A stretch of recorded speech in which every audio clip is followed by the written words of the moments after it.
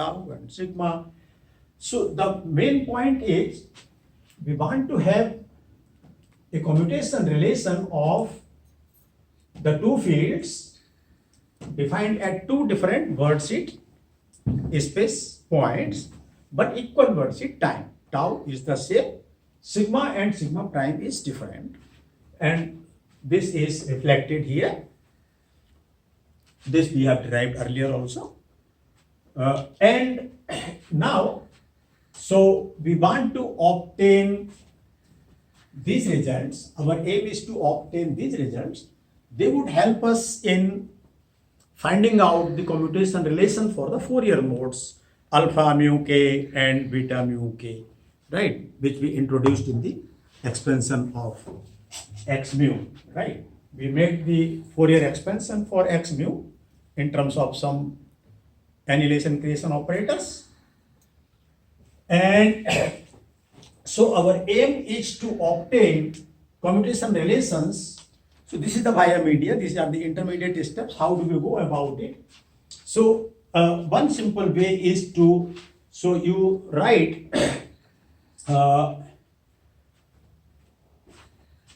for example here I would like to write pi mu, which is given by del tau x mu.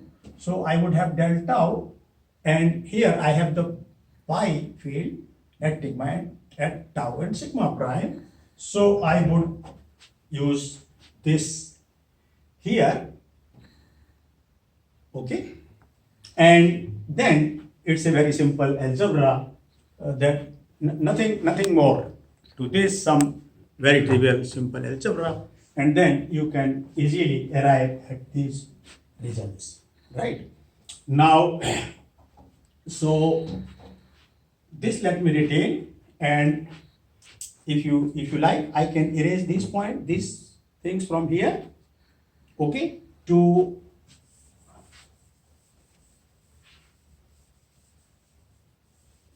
I could leave this here, and now we could have a look at the expression for del plus x mu. So del plus x mu is del plus x mu L, and this is, we have derived this to be equal to Ls by square root of 2 and equal to minus infinity to plus infinity alpha mu n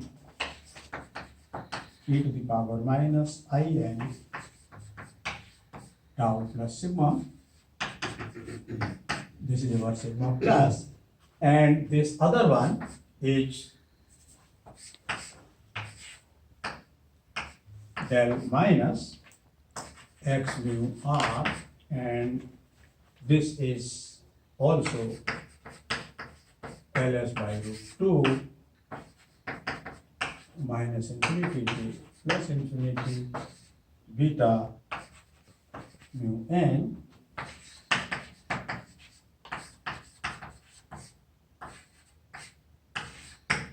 This is sigma minus. Okay, so then it becomes very clear to us that if we want to obtain, if we have already in the first place we work out the commutation relations of the fields del plus x mu, del plus x mu, but at two different points, tau is the same equal worldsheet time, but different space points. Okay, so basically this field chi at tau and sigma, and this another field chi at tau and sigma prime.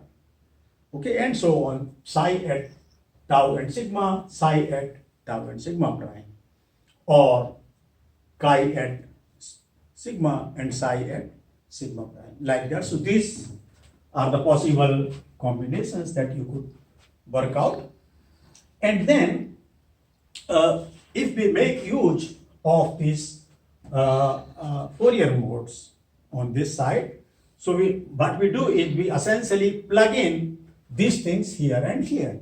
For example, in the very first relation, okay, so we plug in for del plus x mu, which is already this, and for del plus x nu at sigma prime. Okay, so this would be the same relation, but here it would be sigma prime. Okay, in the two examples. So we can now remove this, and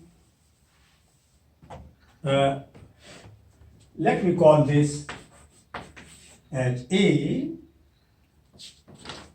B, C, and D. So let us do the following. We consider the left hand sides and right hand sides of this relation A. Let us just concentrate on A. If we can do it with A, work it out, then we can do it for everything. Okay, very good. So the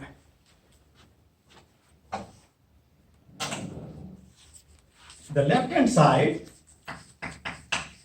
of A, okay,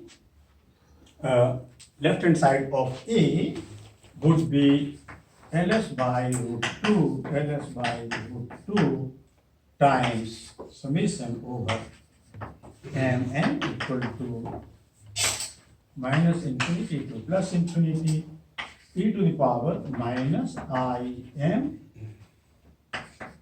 plus n tau times e to the power minus I iota m sigma plus n sigma prime dot, I mean it's not any dot product, alpha mu m alpha mu n.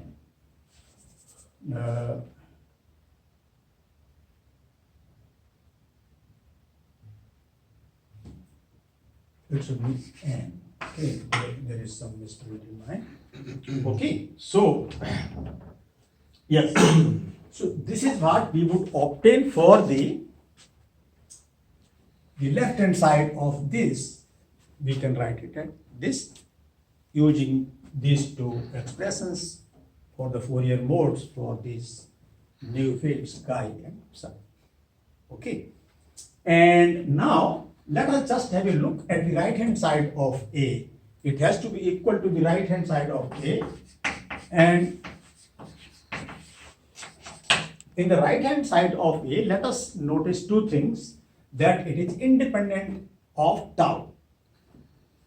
The right hand side of A is independent of tau. So this to me implies that this factor should be 1.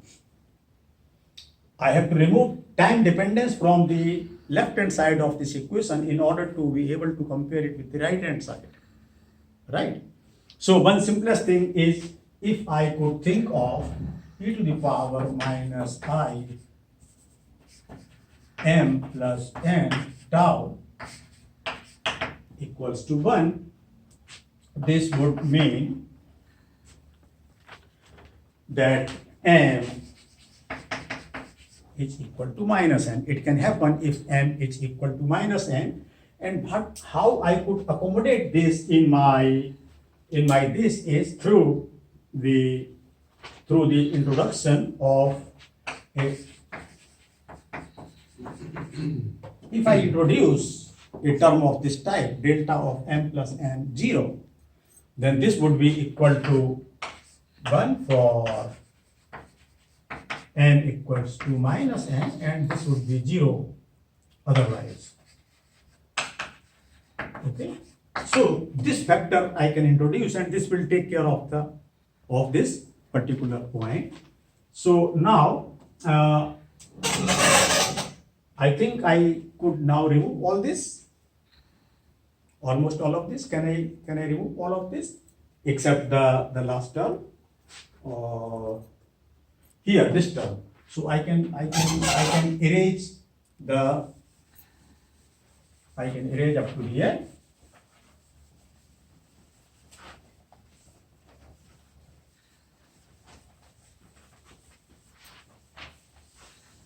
Okay. So I could write down. I could also introduce the definition of, we have on the right hand side the space derivative of the parameter of the Dirac distribution. So what we do is delta of sigma minus sigma prime, we have 1 over 2 pi m equal to minus infinity to plus infinity e to the power minus im sigma minus sigma prime, and its space derivative would be